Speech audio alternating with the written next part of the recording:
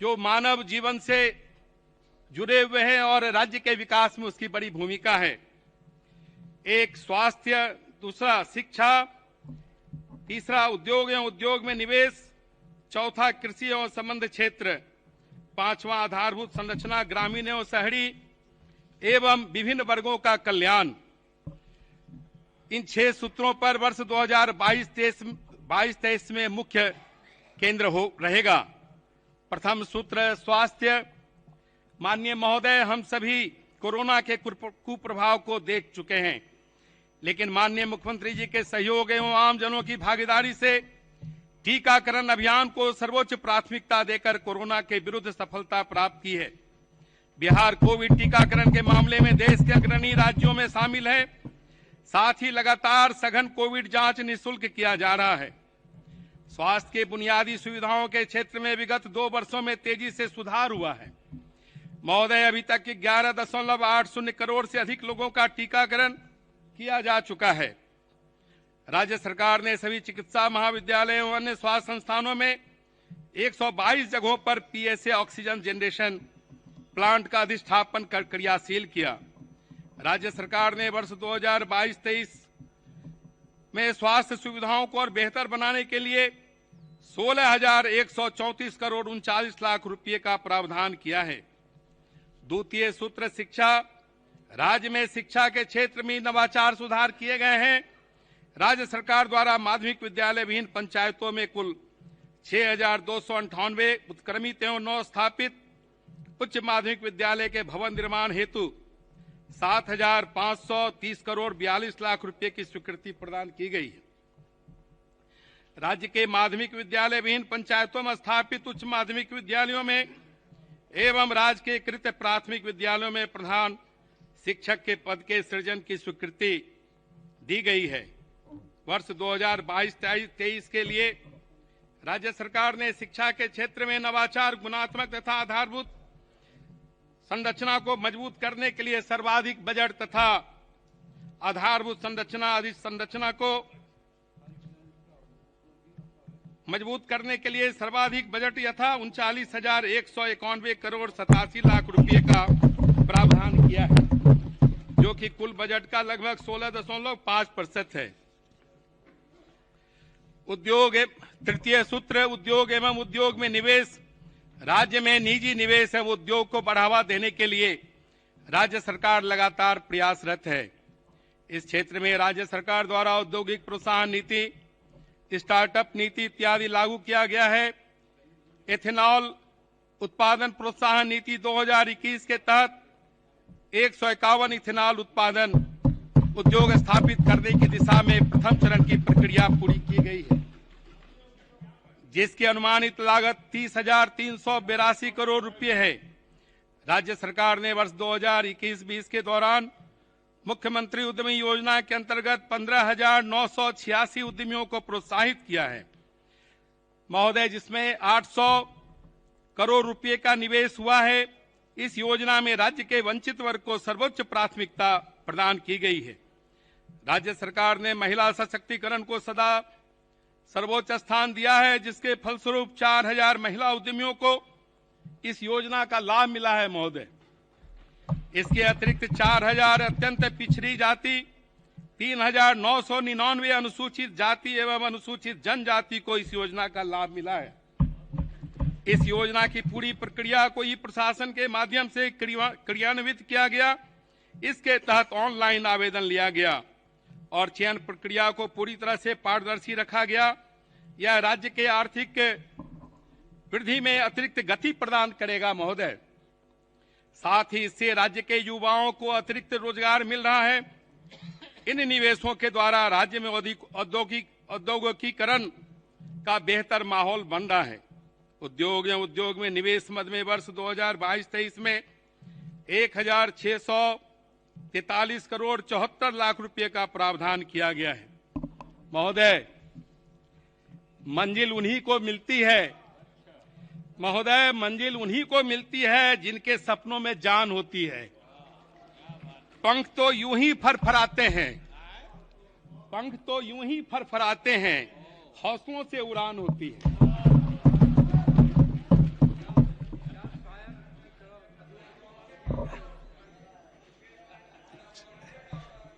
चतुर्थ सूत्र, कृषि एवं संबंध क्षेत्र राज्य सरकार द्वारा वर्ष 2007 से कृषि रोड मैप के तहत कृषि क्षेत्र में कई उपलब्धियां हासिल की गई है। मुर्गी पालन, मछली पालन, गौवंश का विकास सब है इसमें, खाली धैर्य रखिए। गौवंश का विकास एवं सहकारिता का विकास किया जाएगा। कृषि को उद्योग से जोड़ने तथा अतिरिक्त रोजगार उपलब्ध कराने के उद्देश्य से राज्य सरकार ने खाद्य प्रसंस्करण नीति बनाई है। इसके अतिरिक्त किसानों की आय को बढ़ाने के लिए कृषि उत्पाद को अंतर्राज्यीय और अंतर्राष्ट्रीय बाजार उपलब्ध कराने की दिशा में तेजी से बढ़ने हेतु कृषि निर्यात नीति बनाई गई है। महोदय, वर्ष 2022-23 में कृषि एवं संबंध क्षेत्र के विकास के लिए 7,712 करोड़ 30 लाख रुपए का बजट प्रावधान किया गया है। पंचम सूत्र, ग्रामीण एवं शहरी आधारभूत संरचना। बिहार की आत्मा ग्रामीण क्षेत्रों में बसती है और करीब 80% जनसंख्या इसी क्षेत्र में निवास करती है महोदय।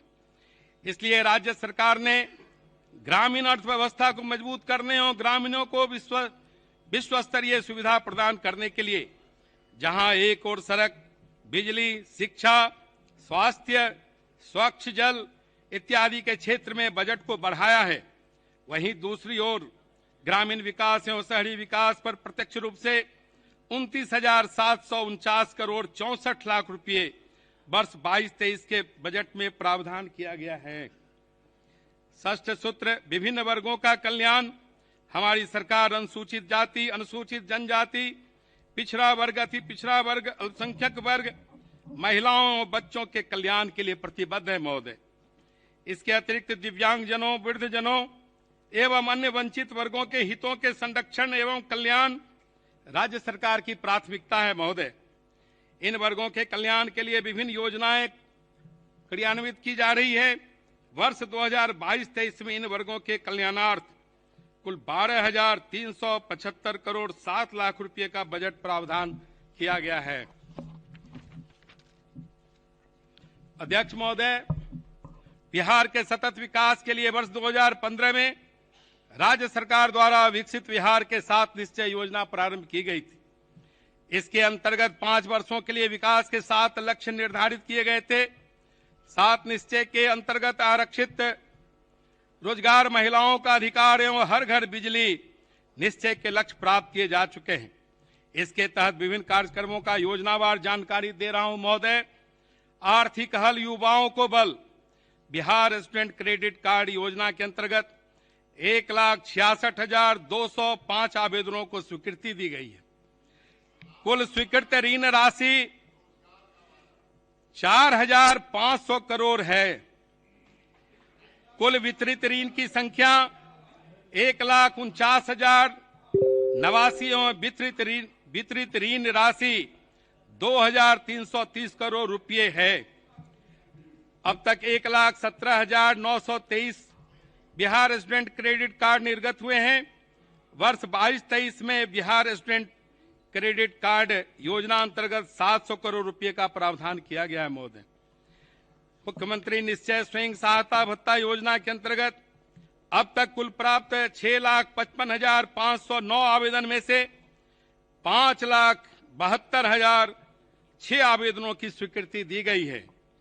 इस योजना के तहत कुल 5,16,730 आवेदकों को लाभान्वित किया गया है तथा 697 करोड़ रुपए राशि वितरित की गई है महोदय। वर्ष 22-23 में इस योजना अंतर्गत 200 करोड़ रुपए का प्रावधान किया गया है महोदय। कुशल युवा कार्यक्रम के अंतर्गत 19,74,443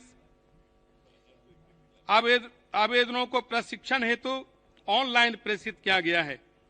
अब तक कुल 11,89,979 आवेदकों को प्रशिक्षण दिया गया है तथा 1,38,182 प्रशिक्षणरत हैं। वर्तमान में 1,496 प्रशिक्षण केंद्र संचालित हैं तथा सभी 534 प्रखंड आच्छादित हैं महोदय। अभी तक इस कार्यक्रम पर 702 करोड़ रुपए का व्यय हुआ है। वर्ष 2022-23 में इस योजना अंतर्गत 225 करोड़ रुपए का प्रावधान किया गया है। हर घर नल का जल, इस निश्चय के तहत पंचायती राज विभाग द्वारा 57,995 वार्डों में कार्य प्रारंभ कर 57,603 वार्डों में कार्य पूर्ण करा लिया गया है। कुल लक्षित घरों में से 88,12,000 घर आच्छादित किए गए महोदय। लोक स्वास्थ्य अभियंत्रण विभाग द्वारा 26,239 वार्डों में कार्य प्रारंभ कर 26,088 वार्डों में कार्य पूर्ण करा लिया गया है। गुणवत्ता प्रभावित 30,163 वार्डों में कार्य प्रारंभ कर 29,335 वार्डों में कार्य पूर्ण करा लिया गया है। नगर विकास एवं आवास विभाग द्वारा 3,370 वार्डों में कार्य प्रारंभ कर 3,042 वार्डों में कार्य पूर्ण कर लिया गया है। कुल लक्षित घरों में से 14,03,000 घर आच्छादित किए गए हैं। वर्ष 22-23 में इस निश्चय अंतर्गत 1,001 करोड़ 10 लाख रुपए का प्रावधान किया गया है। घर तक पक्की गली नलियां, इस निश्चय के तहत पंचायती राज विभाग द्वारा 1,14,469 वार्डों में कार्य प्रारंभ कर 1,14,469 वार्डों में कार्य पूर्ण करा लिया गया है। कुल लक्षित घरों में से 177,08,000 घर आच्छादित किए गए हैं। शहरी क्षेत्रों में नगर विकास एवं आवास विभाग द्वारा 3,340 वार्डों में कार्य प्रारंभ कर 3,133 वार्डों में कार्य पूर्ण करा लिया गया है। कुल लक्षित घरों में से 8,22,000 घर आच्छादित किए गए हैं। ग्रामीण टोला संपर्क निश्चय योजना के तहत सभी 4,643 टोलों के लिए योजनाओं की स्वीकृति दी जा चुकी है। इस योजना के तहत 3,955 किलोमीटर 68 मीटर सड़क का निर्माण पूर्ण करते हुए 4,601 बसावटों को संपर्कता प्रदान की गई है महोदय। वर्ष 2022-23 में इस निश्चय अंतर्गत 230 करोड़ रुपए का प्रावधान किया गया है। शौचालय निर्माण, घर का सम्मान, इस निश्चय के अंतर्गत ग्रामीण विकास विभाग द्वारा सभी 8,386 पंचायत ओडीएफ घोषित एवं सभी 115,60,000 घर आच्छादित किए गए हैं। सभी 534 प्रखंड एवं 101 अनुमंडल तथा सभी 38 जिला ओडीएफ घोषित किए गए हैं। शहरी क्षेत्रों में नगर विकास एवं आवास विभाग द्वारा अब तक कुल 3,84,000 व्यक्तिगत शौचालय एवं 20,476 सामुदायिक शौचालय का निर्माण कराया गया है। सभी 3,367 शहरी वार्ड एवं 142 नगर निकाय ओडीएफ घोषित किए गए हैं। अवसर बढ़े आगे बढ़े, इस निश्चय के तहत राज्य में निर्धारित 54 के विरुद्ध 41 अनुमंडलों में एएनएम संस्थान खोला गया है महोदय, तथा शेष पर कार्य चल रहा है। 23 चयनित जिलों में से 12 जीएनएम संस्थान स्थापित किया गया है तथा शेष में कार्य चल रहा है।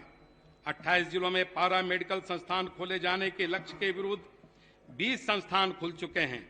5 जिलों में फार्मेसी कॉलेज की स्थापना की जानी है, इसमें से 4 स्थापित कर दिया गया है महोदय। 4 चिकित्सा महाविद्यालयों में बीएससी नर्सिंग कॉलेज की स्थापना की गई है। 3 नए मेडिकल कॉलेज के निर्माण की प्रक्रिया चल रही है। राज्य के युवाओं को रोजगार एवं स्वरोजगार से जोड़ने हेतु राज्य में 15 पॉलिटेक्निक संस्थान, 22 अभियंत्रण महाविद्यालय, 17 महिला औद्योगिक प्रशिक्षण संस्थान एवं 41 मंडल स्तरीय औद्योगिक प्रशिक्षण संस्थान खोले जा चुके हैं और उन पर कार्रवाई चल रही है। सुशासन के अंतर्गत आत्मनिर्भर बिहार के 7 निश्चय 2 योजना की उपलब्धियां। अध्यक्ष महोदय, हमारी सरकार राज्य के बहुमुखी विकास के लिए कृत संकल्पित है। विकसित बिहार के लिए सफलतापूर्वक क्रियान्वित 7 निश्चय 1 की उपलब्धियां उत्साहवर्धक नहीं है। सरकार द्वारा 5 वर्षों के लिए 7 निश्चय 2 योजना प्रारंभ किया गया है। वित्तीय वर्ष 2022-23 में इसके लिए 5,000 करोड़ रुपए का बजट प्रावधान किया गया है। इस योजना अंतर्गत अब तक की उपलब्धियां सदन के समक्ष प्रस्तुत करने के पहले मैं श्रद्धेय अटल जी की कविता का पाठ करना चाहूंगा। गीत नया गाता हूं, गीत नया गाता हूं, टूटे हुए तारों से फूटे बासंती स्वर, टूटे हुए तारों से फूटे बासंती स्वर, पत्थर की छाती में उग आया नव अंकुर। झरे सब पीले पत्ते कोयल की कुहुक रात, झरे सब पीले पत्ते कोयल की कुहुक रात, प्राची में अरुणिम की रेख देख पाता हूं, गीत नया गाता हूं, गीत नया गाता हूं।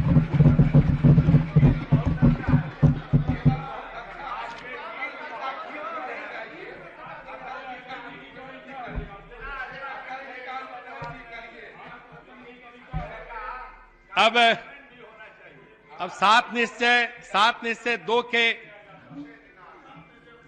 सभी बिंदुओं को रख रहा हूं। निश्चय 1, युवा शक्ति बिहार की प्रगति। औद्योगिक प्रशिक्षण पॉलिटेक्निक संस्थानों में गुणवत्ता बढ़ाने की योजना, बाजार की मांग के अनुरूप संस्थानों में गुणवत्ता बढ़ाने पर ध्यान केंद्रित किया जा रहा है।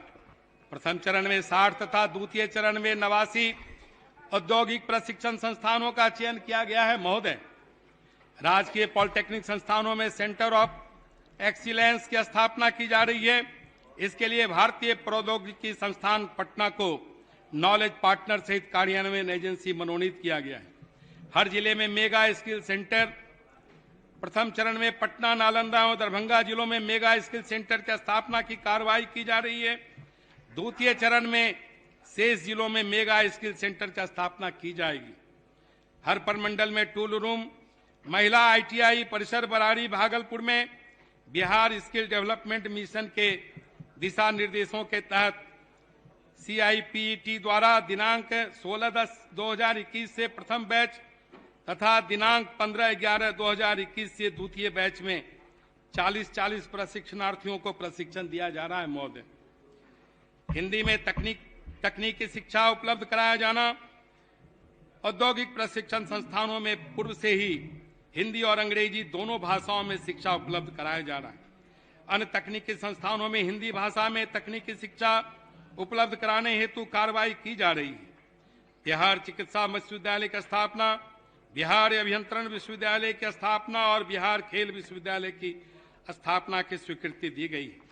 इस निश्चय अंतर्गत विभिन्न योजनाओं में वित्तीय वर्ष 2022-23 में कुल 1153 करोड़ रुपये का बजट प्रावधान किया गया है। निश्चय 2, सशक्त महिला सक्षम महिला। मुख्यमंत्री महिला उद्यमी योजना अंतर्गत वित्तीय वर्ष 2021-22 में लक्षित 4000 के विरुद्ध कुल 4000 महिला आवेदकों को प्रोत्साहन देने हेतु चयन किया गया है। उच्चतर शिक्षा हेतु महिलाओं को प्रोत्साहन स्वरूप सहायता राशि दी जा रही है। इंटर उत्तीर्ण होने पर अविवाहित महिलाओं को 25,000 रुपये तथा स्नातक उत्तीर्ण होने पर महिलाओं को 50,000 रुपये की आर्थिक सहायता प्रदान की जा रही है। इस निश्चय अंतर्गत विभिन्न योजनाओं में वित्तीय वर्ष 2022-23 में कुल 900 करोड़ रुपये का बजट प्रावधान किया गया है। निश्चय 3, हर खेत तक सिंचाई का पानी। इस निश्चय के अंतर्गत हर खेत तक सिंचाई का पानी पहुंचाने के लिए संबंधित विभागों द्वारा तकनीकी सर्वेक्षण का काम पूरा हो चुका है।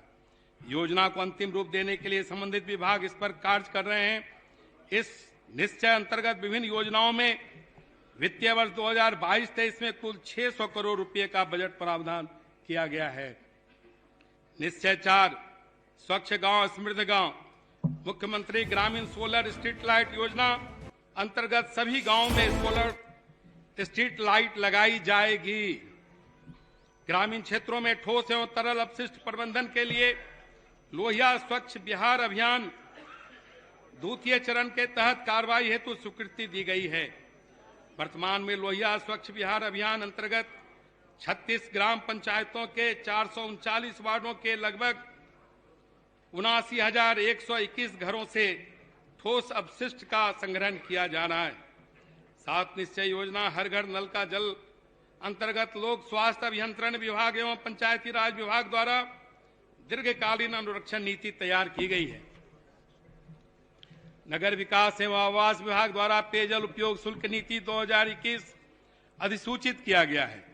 इसमें संवेदकों द्वारा 5 वर्षीय रखरखाव की अवधि समाप्त हो जाने के बाद नल जल योजना के रखरखाव की अन्य व्यवस्था का दायित्व शहरी स्थानीय निकाय को दिया गया है। 7 निश्चय योजना घर तक पक्की गली नलियां अंतर्गत अनुरक्षण नीति का प्रारूप तैयार किया जा रहा है। पूर्व की निश्चय योजना हर घर शौचालय हेतु स्वच्छ गांव हमारा गौरव अभियान का संचालन किया जा रहा है और क्रियाशील व्यक्तिगत शौचालय और सामुदायिक शौचालयों को भी क्रियाशील बनाने जाने हेतु कार्रवाई की जा रही है। इसके अतिरिक्त लाभुकों को शौचालय के नियमित उपयोग एवं रखरखाव के लिए नगर निकायों द्वारा बैठक, पोस्टर, नुक्कड़ नाटक आदि के माध्यम से जागरूक किया जा रहा है। महोदय, इस निश्चय अंतर्गत विभिन्न योजनाओं में वित्तीय वर्ष 2022-23 में कुल 847 करोड़ रुपए का बजट प्रावधान किया गया है। निश्चय 5 स्वच्छ शहर विकसित शहर, ठोस एवं तरल अपशिष्ट प्रबंधन, अपशिष्ट प्रसंस्करण सुविधाओं के सरल कार्यान्वयन अंतर्गत 34 नगर निकायों में 52 मटेरियल रिकवरी फैसिलिटी तथा 66 नगर निकायों में 105 वेस्ट टू कंपोस्ट केंद्र संचालित है। मुजफ्फरपुर, बिहार शरीफ, मुंगेर, सुपौल, बोधगया, राजगीर को मॉडल टाउन के रूप में विकसित किया जा रहा है। वृद्धजनों हेतु आश्रय स्थल, सभी जिला मुख्यालयों में वृद्धाश्रम की स्थापना एवं संचालन हेतु कार्रवाई की जा रही है। इस हेतु अप्रैल 2022 से कार्य प्रारंभ कर दिया जाएगा। शहरी गरीबों हेतु बहुमंजिला आवासन, शहरी नगर निकायों में सरकारी भूमि पर रहने वाले शहरी गरीब आवास विहीन परिवारों को वासित करने हेतु कार्रवाई की जा रही है। इसके अंतर्गत बहुमंजिला भवन बनाकर बेघर भूमिहीन गरीब लोगों को आवासन उपलब्ध कराया जाएगा। सभी शहरों में एवं महत्वपूर्ण नदी घाटों पर विद्युत शवदाह सहित मोक्षधाम का निर्माण किए जाने हेतु कार्रवाई की जा रही है। सभी शहरों में जल जमाव की समस्या के समाधान के लिए स्ट्रॉन्ग वाटर ड्रेनेज सिस्टम का विकास करने हेतु कार्रवाई की जा रही है। प्रथम चरण अंतर्गत सभी नगर निगम, द्वितीय चरण में शेष जिला मुख्यालय, तृतीय चरण में सभी नगर परिषद और अंत में सभी नगर पंचायतों में योजना क्रियान्वयन की प्राथमिकता निर्धारित की गई। इस निश्चय अंतर्गत विभिन्न योजनाओं में वित्तीय वर्ष 2022-23 में कुल 550 करोड़ का बजट प्रावधान किया गया है। निश्चय 6 सुलभ संपर्कता, पथों का उन्नयन, चौड़ीकरण, मजबूतीकरण हेतु ग्रामीण पथों की सुलभ संपर्कता अंतर्गत 1660 सड़कों का सर्वे कार्य किया जा रहा है महोदय, जिसकी कुल लंबाई 12,555 किलोमीटर है। शहरी क्षेत्र में 120 अदद बाईपास की योजना प्रक्रियाधीन है। इस निश्चय अंतर्गत विभिन्न योजनाओं में वित्तीय वर्ष 2022-23 में कुल 450 करोड़ रुपए का बजट प्रावधान किया गया है। निश्चय 7 सबके लिए अतिरिक्त स्वास्थ्य सुविधा, बेहतर पशु स्वास्थ्य प्रबंधन हेतु आधारभूत संरचनाएं, देसी गौवंश के संरक्षण तथा संवर्धन कार्य हेतु बिहार पशु विज्ञान विश्वविद्यालय द्वारा BSL-2 प्रयोगशाला की स्थापना एवं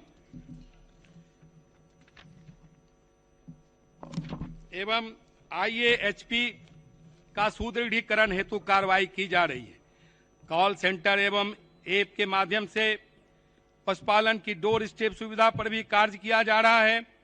लोगों के लिए स्वास्थ्य सुविधाओं की बेहतर उपलब्धता, राज्य के 242 स्वास्थ्य संस्थानों को वर्चुअल हब के रूप में चिन्हित कर टेलीमेडिसिन की सेवा प्रदान की जा रही है। दिनांक 14/12/2021 को राज्य स्वास्थ्य एवं परिवार कल्याण संस्थान पटना के परिसर में टेलीमेडिसिन स्टूडियो ई-संजीवनी का शुभारंभ किया गया। स्वास्थ्य संस्थानों को बेहतर और विस्तारित करने हेतु प्रस्तावित कार्यक्रम 122 स्थानों पर नए सामुदायिक स्वास्थ्य केंद्रों का निर्माण प्रक्रियाधीन है। प्रत्येक विधानसभा क्षेत्र में एक अतिरिक्त प्राथमिक स्वास्थ्य केंद्र एवं 5 स्वास्थ्य उपकेंद्र हेल्थ वर्कर वेलनेस सेंटर के निर्माण की स्वीकृति दी गई है। 30 जिलों में 42 सैया तथा 8 जिलों में 32 सैया के पेडियाट्रिक केयर यूनिट के निर्माण की स्वीकृति दी गई है। 30 जिलों अस्पतालों में 10 सैया के ICU के निर्माण की स्वीकृति दी गई है। 14 जिला अस्पतालों के 37 अनुमंडलीय अस्पतालों में मेडिकल गैस पाइपलाइन की स्थापना की गई है। इस निश्चय अंतर्गत विभिन्न योजनाओं में वित्तीय वर्ष 2022-23 में कुल 500 करोड़ रुपए का बजट प्रावधान किया गया है। महोदय, इन योजनाओं के अनुश्रवण के लिए पोर्टल बनाया जाएगा। ई शासन की दिशा में राज्य ने वर्ष 2006-07 से ही कार्य प्रारंभ कर दिया था, लेकिन विगत 5 वर्षों से सरकारी कार्यों में सूचना प्रौद्योगिकी का प्रयोग व्यापक रूप से हुआ है। राज्य सरकार द्वारा विभिन्न प्रकार के सॉफ्टवेयर प्रणाली तथा समेकित वित्तीय प्रबंधन प्रणाली, ऑनलाइन प्राप्ति पोर्टल, प्रत्यक्ष लाभ अंतरण हेतु ई लाभार्थी, ई कल्याण, मेधा सॉफ्ट, मानव संसाधन प्रबंधन प्रणाली आदि का क्रियान्वयन किया गया है। इनके उपयोग से हम न्यूनतम कागज के प्रयोग तथा हरित कार्यालय की तरफ बढ़ चले हैं। इनके माध्यम से राज्य में सभी प्रकार के भुगतान सरकारी खजाने से सीधे लाभुकों के बैंक खाते में दिया जा रहा है। महोदय, इसलिए राज्य सरकार द्वारा आधार प्रमाणीकृत परिवार केंद्रित कॉमन डाटाबेस तैयार करने का निर्णय लिया गया है। इस हेतु कॉमन सोशल रजिस्ट्री पोर्टल विकसित करने का निर्णय लिया गया है। माननीय अध्यक्ष महोदय, मैं अब बजट 2022-23 का सामान्य सारांश सदन के समक्ष रखता हूं। बिहार राज्य का बजट आकार वर्ष 2021-22 में 2,18,302 करोड़ रुपये 70 लाख रुपये था तथा वर्ष 2022-23 में यह बढ़कर 2,37,691 करोड़ 19 लाख रुपया हो गया है। वित्तीय वर्ष 2022-23 में वार्षिक स्कीम का कुल बजट अनुमान 1 लाख करोड़ रुपये है, जो वित्तीय वर्ष 2021-22 के बजट अनुमान के बराबर है।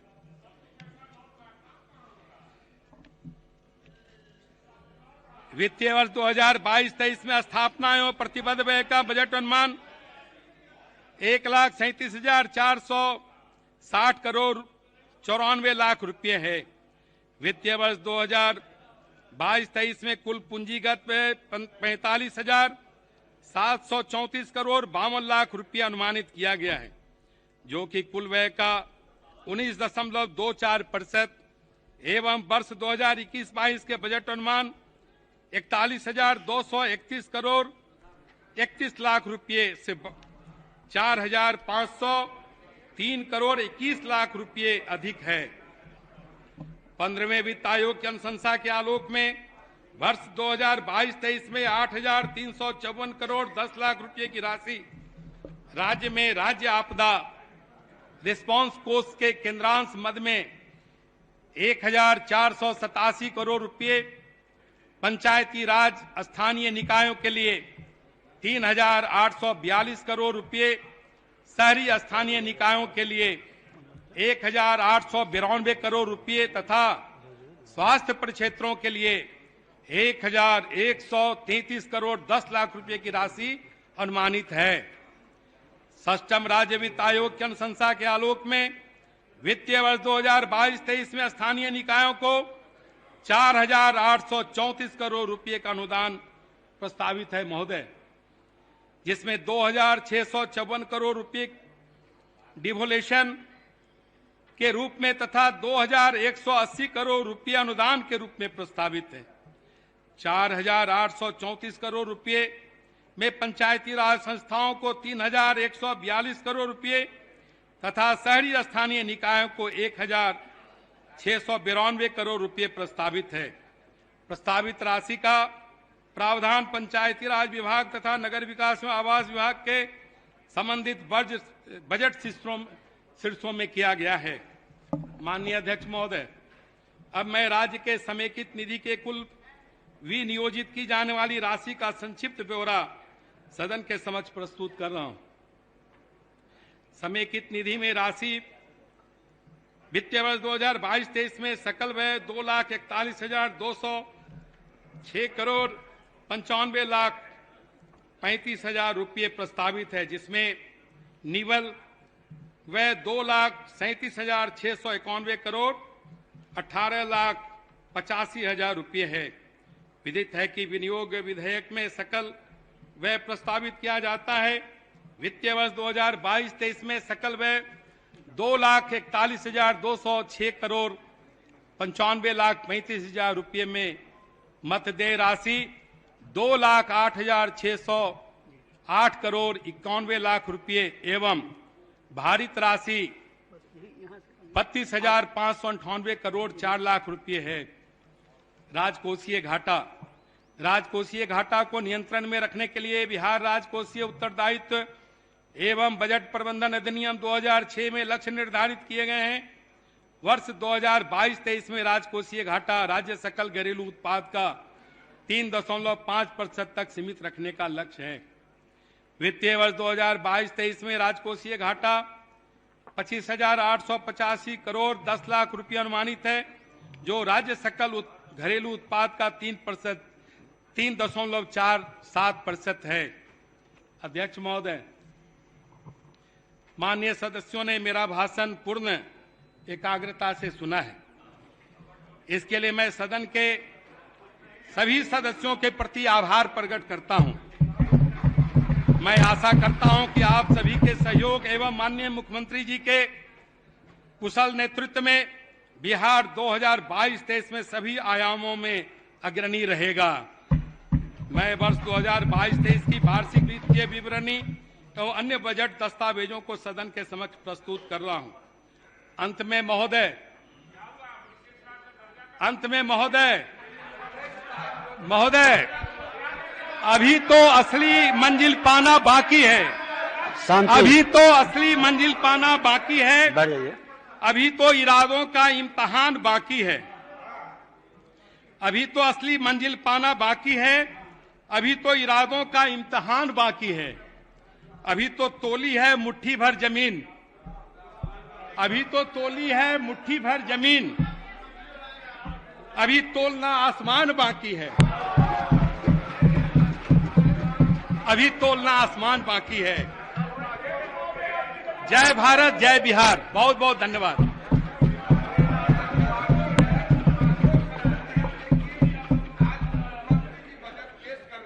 माननीय सदस्यगण,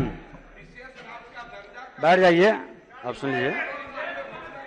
माननीय सदस्यगण, अब महामहिम राज्यपाल के अभिभाषण के धन्यवाद प्रस्ताव पर वाद विवाद प्रारंभ होगा।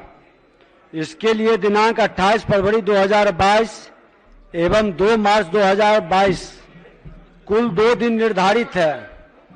माननीय सदस्य श्री नंदकिशोर यादव ने राज्यपाल के अभिभाषण पर धन्यवाद प्रस्ताव पेश करने की अपनी इच्छा की सूचना दी है तथा माननीय सदस्य श्री जितेंद्र कुमार द्वारा इसके अनुमोदन का अनुरोध किया गया है।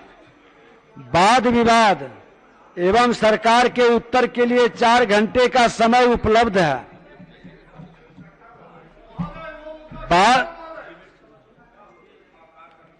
कुछ समय बजट प्रस्तुति में व्यतीत हुआ है। अगर आवश्यकता पड़ी तो इस कार्य के लिए निर्धारित समय में बढ़ोतरी की जाएगी। विभिन्न दलों को उनकी सदस्य संख्या के आधार पर समय का आवंटन निम्न प्रकार किया जाता है। इसी समय में से सरकार को उत्तर के लिए भी समय दिया जाएगा। बैठ जाइए, जब बोल रहे सुन लीजिए फिर सुनेंगे। आप बैठ जाइए, पहले सुनिए। माननीय सदस्य बैठ जाइए।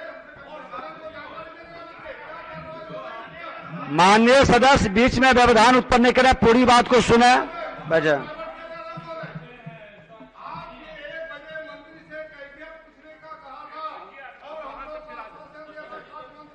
बैठ जाइए, बैठ जाइए, पहले सुन लीजिए। राष्ट्रीय Janata Dal 75 minute, Bharatiya Janata party 73 minute, Janata Dal United 45 minute, Indian National Congress 19 minute. सुन लीजिए, इसके बाद बोलेंगे। बैठिए भी अपनी जगह पर। क्या कमाल करते हैं, बैठिए, जाइए। CPIML 12 minute, All India Majlis-e-Ittehadul Muslim 5 minute, Hindustani Awam Morcha 4 minute. मैं माननीय सदस्य आपसे कह रहा हूं कि मैं बोलूंगा, इसके बाद बैठ जाइए, पहले जाइए जाइए।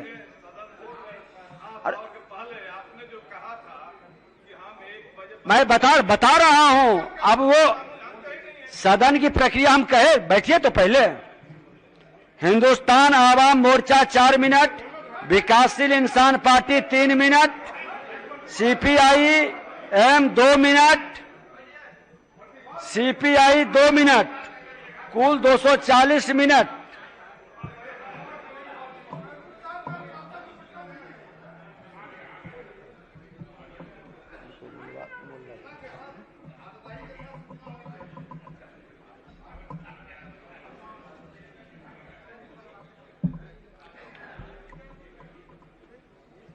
माननीय सदस्यगण,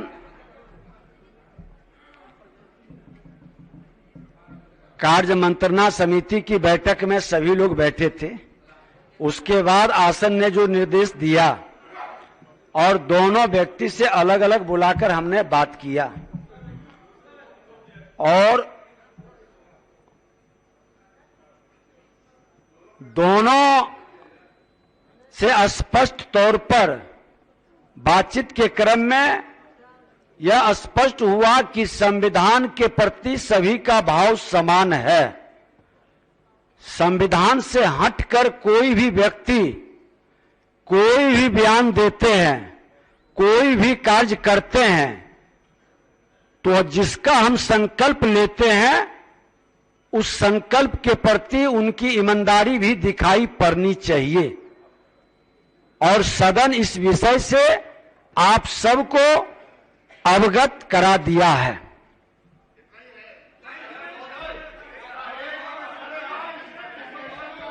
एक बार में एक व्यक्ति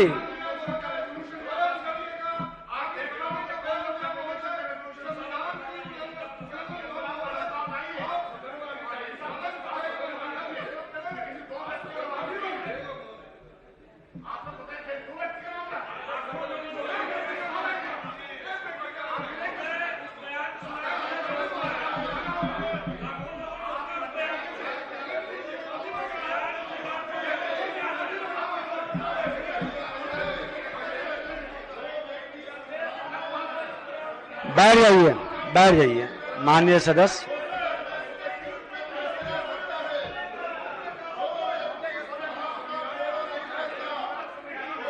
बैठ जाइए। कोई सदस्य की बात तभी जाएगी प्रोसीडिंग में जब एक व्यक्ति बोलेंगे।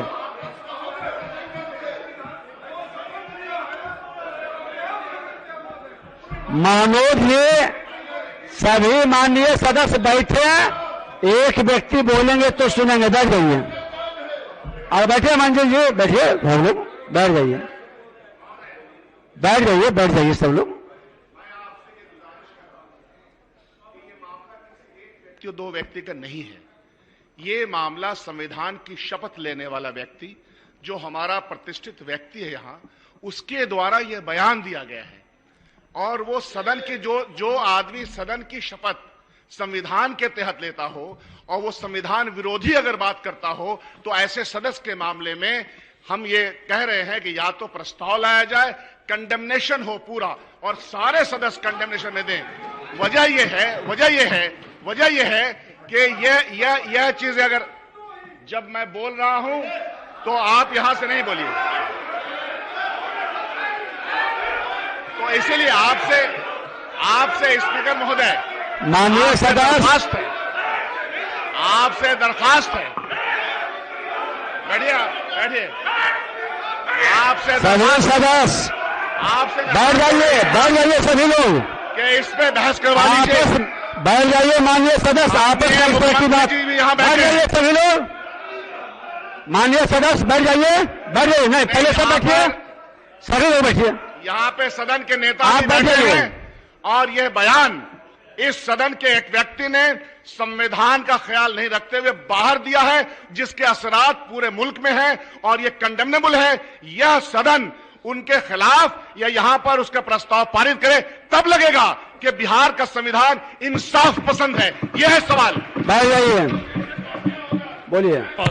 एक बार में एक सदस्य बोलेंगे। बैठ जाइए। अध्यक्ष महोदय, जो हमारा राष्ट्रीय गीत है, जो पूरा देश गर्व से गाता है, लोकसभा और राज्यसभा में भी गाता है, जो सदस्य इसका अपमान किया, अध्यक्ष महोदय, जो सदस्य इसका अपमान किया है उस पर कार्रवाई होनी चाहिए। विधानसभा में जो राष्ट्रगीत का अपमान किया है जो सदस्य, उस पर कार्रवाई होनी चाहिए। अध्यक्ष महोदय, ये नहीं चलेगा।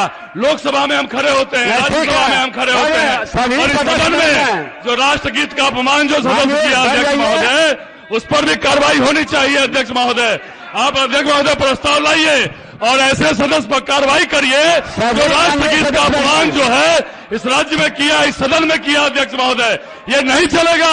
राष्ट्रगीत का अपमान करिएगा आप, जो विधानसभा, लोकसभा, राज्यसभा में चलता है। अध्यक्ष महोदय, राष्ट्रगीत का अपमान किसी हालत में भी बर्दाश्त नहीं होगा। अध्यक्ष महोदय, बयान सदन के बाहर दिया गया, उसका परिमार्जन भी सदन के बाहर हो चुका है। अब ये कोई विषय नहीं है और ये राज्य सरकार के अंतर्गत आता भी नहीं है। अपमान करिएगा, केंद्रीय सूची का मामला है। आपस में बात किसी मताधिकार से वंचित करना ये राज्य माननीय सदस्य, ये केंद्रीय सूची का विषय है और उस पर सदन के बाहर माननीय सदस्य आग्रह है कि बैठ जाए। पहले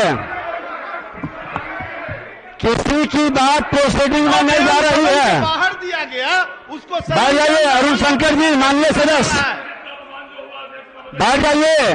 जो राष्ट्रीय गीत सभी विषय को आसन देख रही है। बैठ जाइए अरुण जी, माननीय सदस्य बैठ जाइए। माननीय संजय साहब जी बैठ जाइए, बैठ जाइए। आप सुन लीजिए, माननीय सदस्य सुन लीजिए, बैठ जाइए। माननीय संसदीय कार्य मंत्री जी आया, आपस में नहीं, सुन लीजिए, सुन लीजिए। हाँ महोदय, माननीय सदस्यगण, आप सुन लीजिए। माननीय सदस्य, ये उचित नहीं है अपनी बात कहना, और जब माननीय मंत्री खड़े होते हैं उनकी बात को भी सुनना हम सबों की जिम्मेदारी है। महोदय, आज कार्य मंत्रणा समिति की बैठक में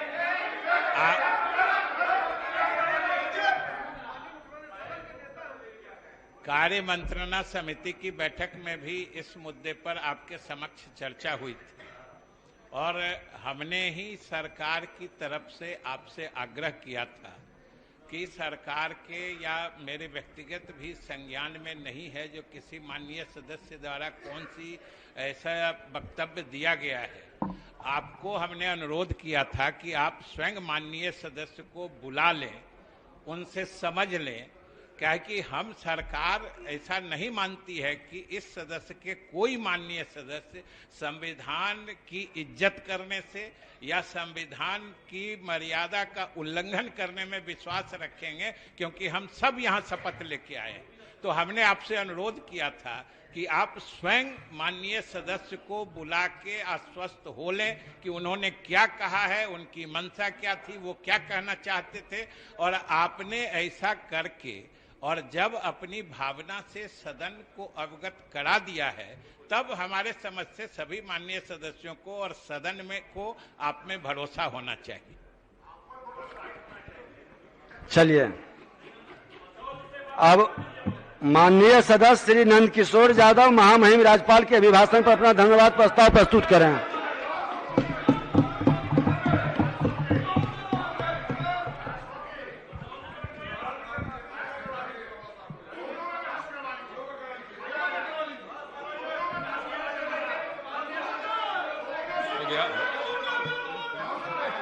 माननीय संजय जी बैठिए। चलिए, अध्यक्ष महोदय, मैं प्रस्ताव करता हूं कि सदस्यगण इस अभिभाषण के लिए राज्यपाल के कृतज्ञ हैं।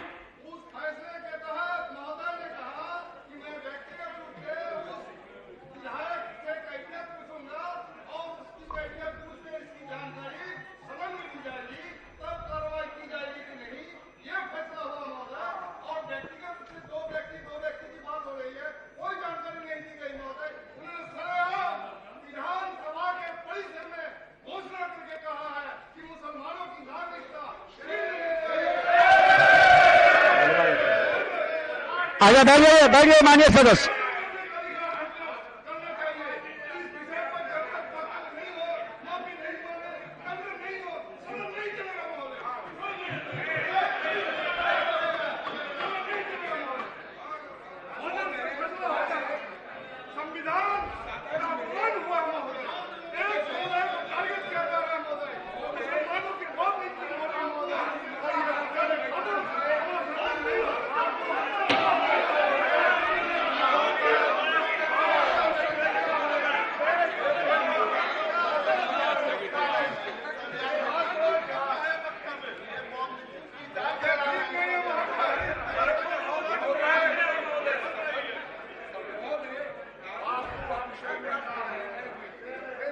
माननीय विधायक इस तरह की बात बोले हैं तो हम उसको बुलवा के स्पष्टीकरण ले लेंगे और सदन में हम उससे माफी मंगवाएंगे महोदय, या उनसे सफाई हम दिलवाएंगे। तो उस माननीय विधायक से सफाई दिलवाना चाहिए सदन में। आप किस तरह की बयान, आप इस तरह के बयान आइंदे नहीं दें महोदय। सदन में लोग चाहते हैं कि वो माननीय विधायक सफाई दिलवाना सदन में बताएं तो इस तरह के बयान क्यों दिए और उनको माफी मांगना चाहिए महोदय।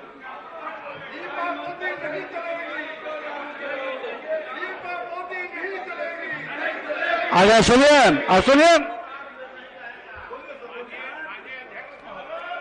अगर किसी माननीय सदस्य के किसी बयान से कोई भ्रम या गलतफहमी पैदा होती है तो ये सदस्य का भी अधिकार होता है कि वो स्पष्टीकरण के बिंदु पर अपना पक्ष रख सकें। इसलिए हमारा अनुरोध होगा कि आप माननीय सदस्य से पूछ लें, अगर वो अपने बयान को स्पष्ट करना चाहते हैं तो जरूर आसन को मौका देना चाहिए। अब सभी माननीय सदस्य पहले अपने स्थान पर जाएं। जाइए अपने स्थान पर सब लोग, जाइए मनोज जी, चलिए अरुण जी, और सभी स्थान पर।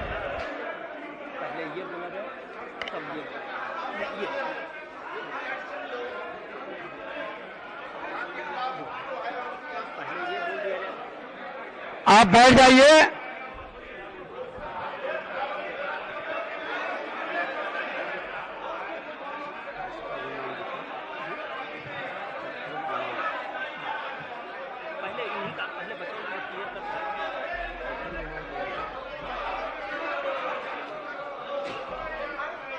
माननीय सदस्यगण शांति, सभी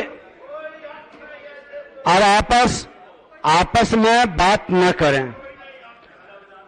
एक आग्रह सभी माननीय सदस्यों से है, लंबा सत्र है और सभी बहुत गंभीरता के साथ, आज मैं बता दूं कि आज आप सब लोगों के प्रयास से, सभी माननीय विधायक के प्रयास से और आपकी गंभीरता से, सरकार की सजगता से आपने देखा कि अल्पसूचित से लेकर तारांकित और ध्यानाकर्षण तक 100% जवाब आया। व्यवधान के कारण कई प्रश्न हम लोग सदन पटल पर नहीं रख सके। आप सुन लीजिए, ध्यान से सुनिए। मैंने माननीय सदस्य से बात की, उन्होंने यही कहा कि मैंने वैसे लोगों के लिए यह बात कही थी जो भारत के संविधान के प्रति आस्था नहीं रखते हैं। अब सुनिए, आप पूरी बात सुनिएगा ना आगा। अरे सुनिए पहले, आप बीच में मत बोलिए। यह मामला जो माननीय सदस्य श्री हरिभूषण ठाकुर जी से संदर्भित है, सदन के बाहर दिए गए बयान से संबंधित है। मैं श्री हरिभूषण जी से आग्रह करता हूं कि वे ही स्थिति स्पष्ट करें।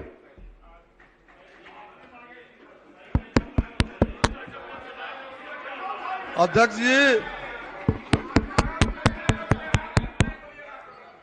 जी, मेरे बयान पर जो बवाल हो रहा है, पहले क्या आया था बयान? पत्रकार महोदय ने मुझसे पूछा कि एक सदस्य माननीय अख्तरुल ईमान जी जो MIM के हैं, उनका बयान आया है कि हमको अल्पसंख्यक का दर्जा हटा ले और हमको बराबर की हिस्सेदारी दे। उस पर मैंने कहा कि जो खाते हैं भारत का और गाते हैं दूसरे देश का, ऐसे लोगों को मतदाता जो वोटिंग राइट है उसको समाप्त कर दिया जाए। मैंने ऐसा कहा।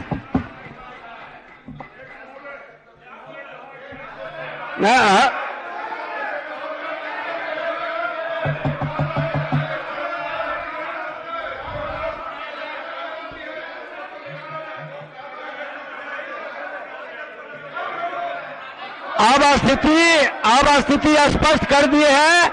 संविधान के प्रति इनकी भावना पूरी तरह से आस्था पूर्ण है। अब माननीय सदस्य श्री नंद किशोर यादव जी, उन्होंने स्पष्ट कर दिया कि मैं इस संविधान का पूर्णतः पालन करता हूं।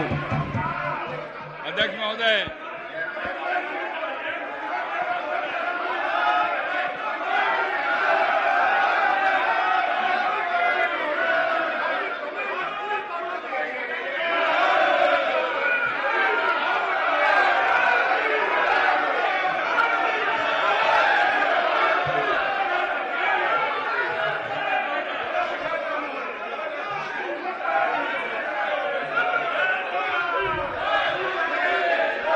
माननीय सदस्य अपने आसन पर जा करके बोलेंगे।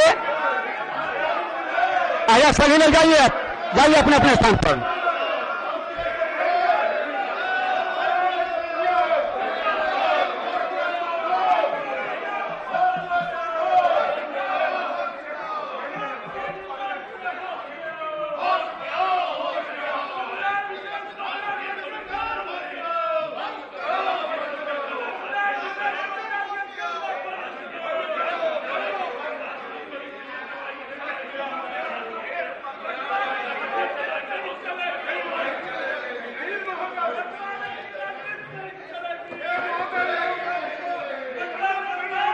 माननीय सदस्य, आप अपने स्थान पर जाएंगे तभी किसी की बात सुनी जाएगी। आप अपने स्थान पर जाइए तभी।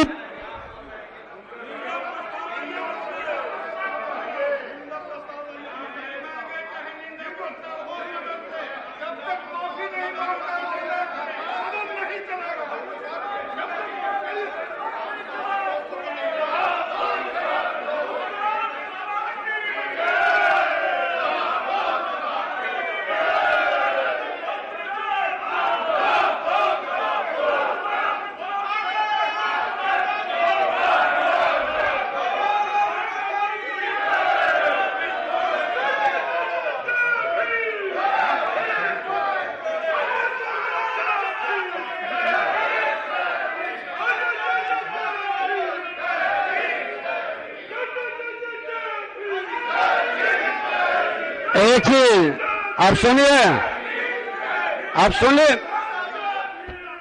तो जब सुनिएगा नहीं तो हम बोलेंगे कैसे? आज के धन्यवाद प्रस्ताव पर सबको बोलना है।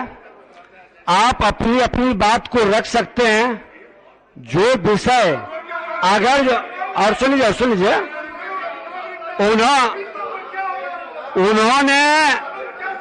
उन्होंने जो विषय रखा है,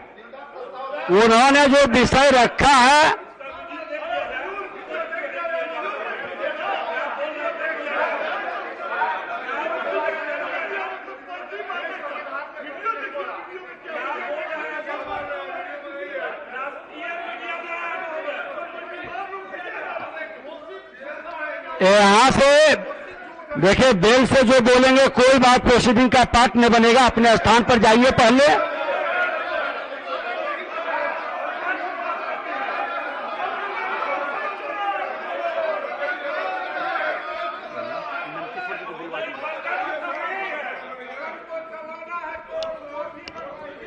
माननीय सदस्य श्री नंद किशोर यादव जी,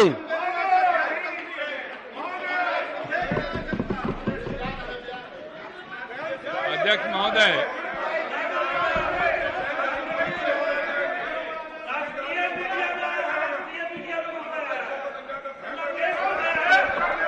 माननीय सदस्य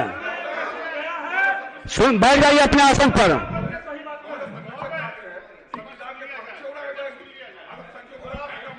आसन ने साफ शब्दों ने कह दिया, सुनिए, आसन साफ शब्दों ने कह दिया कि किसी भी सदस्य को संविधान का अपमान करने का अधिकार नहीं है।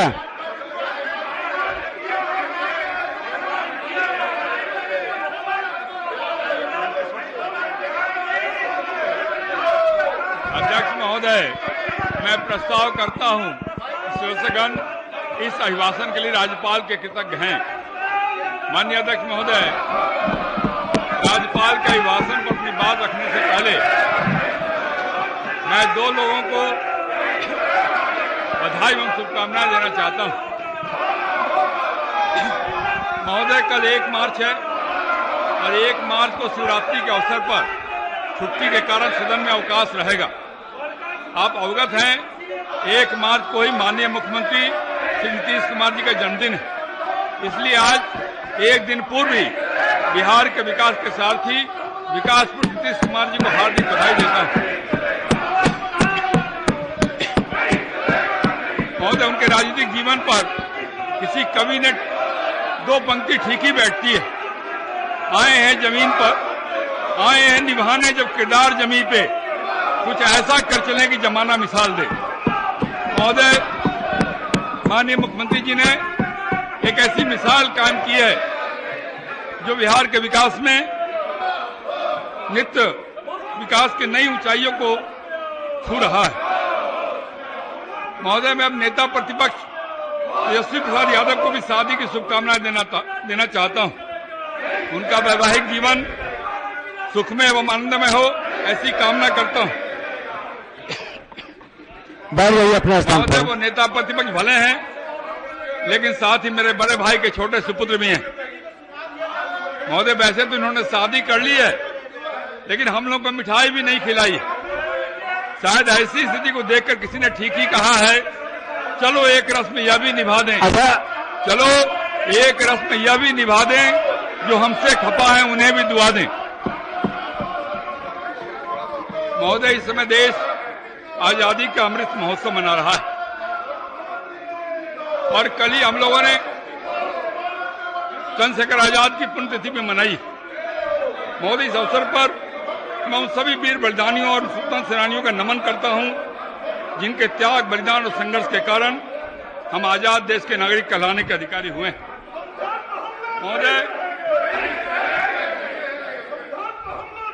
मेरे मन में बार बार एक सवाल उठता है, महोदय, चंद्रशेखर आजाद ने माथे पे गोलियां क्यों खा ली?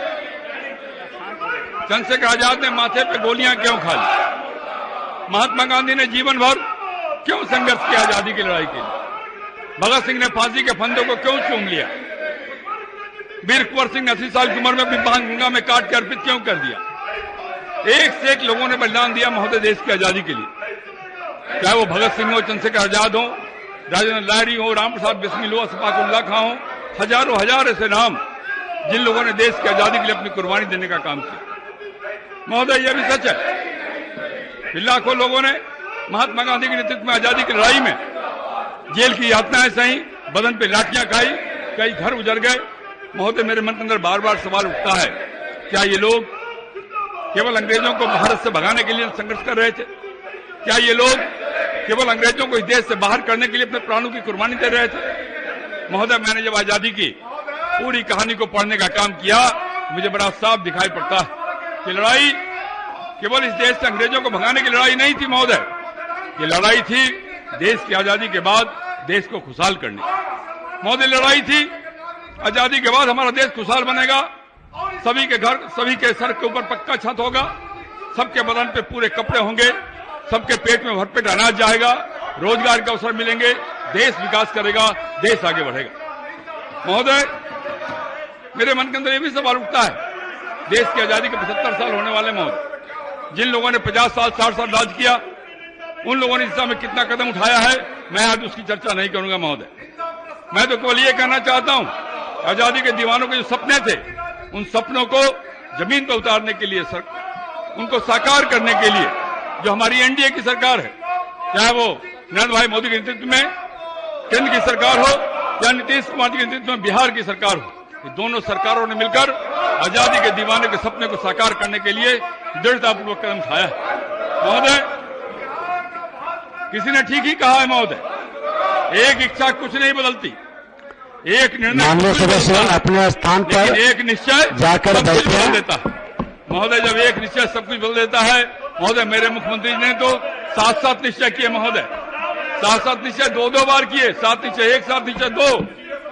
और महोदय, मैं अगर राज्यपाल के अभिभाषण के बारे में बात करूं आपसे, मैं कह सकता हूं आपसे, वास्तव में ये आप अपने स्थान को ग्रहण करें, इस विषय को महोदय हम लोग देख रहे हैं। बैठ गई आप। महोदय, मैं सभी निश्चय की अलग अलग व्याख्या नहीं करना चाहता, अलग अलग व्याख्या करूंगा तो समय बहुत लगेगा, आप जानते हैं समय की सीमा है, और इसलिए महोदय मैं समेकित रूप से आजादी के दीवानों के सपने को साकार करने के जो कदम उठाए हमारी सरकार ने, मैं उनकी चर्चा आपके सामने करना चाहूंगा। महोदय, मैं सबसे पहले चर्चा करूंगा आपके सामने सामान्य मानवीय को। महोदय, आधारभूत आवश्यकता क्या है महोदय? लोगों को घर चाहिए, पीने का पानी चाहिए, बिजली चाहिए, शौचालय चाहिए। आप पहले अपना स्थान पर करिए। बैठिए। जहां तक सबके घर का सवाल है, आप जानते हैं जिन लोगों ने 60 साल तक देश में राज किया, उन्होंने सबके लिए घर बनाने का निर्णय नहीं लिया महोदय, लेकिन दिल्ली के एनडीए की सरकार और बिहार के मुख्यमंत्री के नेतृत्व में एनडीए की सरकार ने यह निर्णय लिया महोदय कि जो लोग गृहविहीन है, चाहे वो झोपड़ियों में रहते हो, कच्चा मकान में रहते हो, जंक्शन मकानों में रहते हो, तो सभी लोग पक्का घर देने का काम हमारी सरकार करेगी। और मुझे बताते हुए प्रसन्नता हो रही है कि महोदय